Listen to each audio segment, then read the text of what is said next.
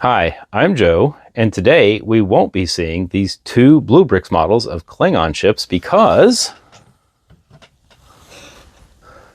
they are cloaked.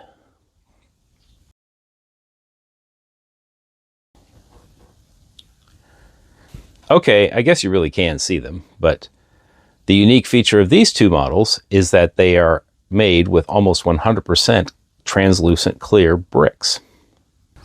Now, the cloaking device has a very interesting history in Star Trek because the first suggestion of a ship being able to make itself invisible was made in Season 1 with the Romulans in the episode Balance of Terror.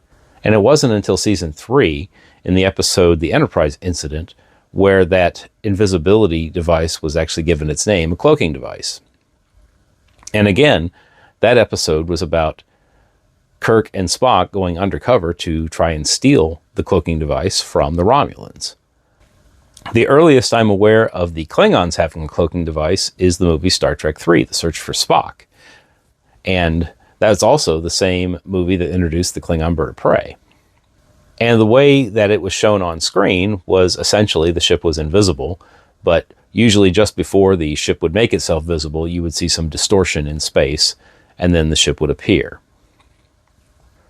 I'll start here with the cloaked Klingon bird of prey, which I've got here next to the Breaking News Signature Edition bird of prey, just for comparison purposes, although the version here on the left is in smaller scale, but they have similar features, so we'll look at that in a minute. And full disclosure, I did not buy or build the cloaked bird of prey because this was actually given to me by Jason from Jason's Bricks and 5 when we met up at Brickworld Chicago last summer. I believe Jason picked this up as part of a bigger order from BlueBrixx a couple of years ago, and I seem to remember that he built it and made a video about it because I knew that he had it. It was a surprise that he gave it to me at Brickworld, but I've been unable to find that video, or else I'd put a link here in the corner. But I really want to thank Jason for giving this to me. He said he felt like it belonged more in my collection than his, and that's probably true, but that was totally unexpected. But I really appreciate it, so thank you, Jason. He gave it to me mostly built, so I did not actually build much of the model. I just reassembled a few of the pieces that had to be taken off so it would fit back in the box. So even though the bricks are trans clear, we have one not clear piece here in the front, which kind of mirrors the red piece here of the smaller version.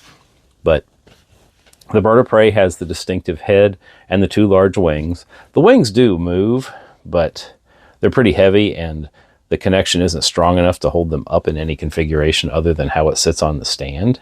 The ribs here on the side are all in these clear claw pieces and kind of mirror the pearl gray pieces here on the smaller version. And you can see here on the smaller version, we have these olive green tiles, and these are represented here. I don't know if they show up well here, but there are clear tiles in those same places. Even the curved tile here is represented with a clear tile. Here's a closer look at those tiles. There's not much to see when comparing the back, and the other side of the ship looks pretty much the same. The ship is pretty symmetrical. The cloaked ship does have a lot more detail on its disruptors, the tips of the wings, than the smaller version, but they actually have a very similar problem. The clutch is not very good. Some of the pieces here, like the rods, seem to slide a little too easily, so I had to be careful whenever I touch the model to make sure that those don't just fall off. And then finally, the stand comes with a printed tile indicating that this is the cloaked Klingon bird of prey. And if you look straight down at it, you can see it's built into the Klingon logo. Next, we have the cloaked Klingon D7 Battlecruiser, which is another model I probably wouldn't have bought if it wasn't part of a bundle. And I've got the Mega Bloks version of the D7 here on standby for comparison purposes, because that's the only other D7 model I have. But the D7 is the original Klingon ship, the first Klingon ship shown on screen in Star Trek the Original Series. And the same model was actually used for Romulan ships in that same episode where the cloaking device was introduced, the Enterprise Incident. But it was never made clear which type of ship actually had the cloaking device installed, although it was never shown as being used by the Klingons. In fact, I had to do some research to see if the Klingon D7 actually ever did have a cloaking device, and it wasn't until I found an episode of Voyager, where Voyager encounters a Klingon D7 that's been on a generational trip and the ship attacks the Voyager, and it uses its cloaking device in the battle. But this is the cloaked version of the ship, and I actually did build this one, and I admit to putting this off as long as I could because I dreaded having to go through all those clear pieces to try and build this model. But it turned out to be not that bad. This is a 580 piece model. The Bird of Prey was a 565 piece model if you're interested in that kind of thing. And it was a much more enjoyable build than I expected it to be. Partly because I think the shapes are really good and they're captured so much better than they are on the MegaBlox model. I'll start here with the front of the ship, which is kind of hard to capture on camera because the bricks are all clear. But I think the shape is captured really well for what the front of a Klingon D7 should look like, compared to the MegaBlox model, which is in a little bit smaller scale, where it looks just a little too round instead of having more of an egg shape, I guess, half an egg at the bottom. And I think the triangular shape looks better here on the clear model than what MegaBlox has done. And then here in the body, you've got more of an oval shape here for where the neck of the ship connects to the body. The MegaBlox one is pretty flat. The wings don't have any decoration the way the Bird of Prey did. That's because this is all bricks where you're just seeing the sides of the clear bricks instead of having plates with exposed studs. One interesting thing I think is this brick right here, which is a double height brick that is clear, and it's only on one side. There isn't one here on the other wing, but I think it corresponds to how the logo on the D7 only shows up on that wing around in that same spot because the MegaBlox model has it on one wing and not the other. The top of the ship has these slanted pieces here that are on hinges to give it that shape. That's very similar to what the MegaBlox model has.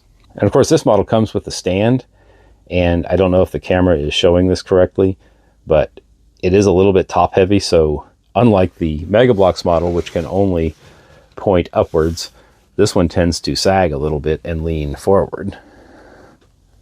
Because when I try to set it up straight, it just falls back down. And just like the Bird of Prey, there's a printed tile describing the ship. And I didn't verify this, but I'm pretty sure the base construction is identical, and it builds into the Klingon logo. So I really like the shape of this set. The downside is there are some clutch problems on some of the bricks. In this case, the wings, which pop off a little bit too easily.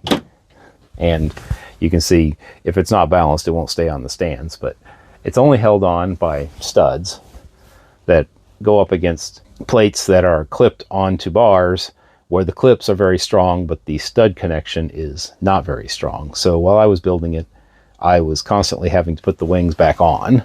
And if you want to adjust the wings, that's hard to do because the clips are pretty stiff there on the bars. So the adjustment is not very much, but gravity is going to pull it down.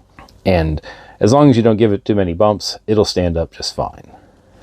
But other than that clutch issue, the only other complaint I have about this is it's invisible. And it kind of makes me wish I'd gotten the decloaked version of that ship. But I didn't because I already had the MegaBlox version. Thank you for watching my video, even if you can't see the cloaked ships. Again, thanks to Jason for giving me the Klingon Bird of Prey, and the Klingon D7 was actually a really enjoyable build. I've got 2 more videos to go to conclude the Star Trek series, but until then, remember, today is a good day to build.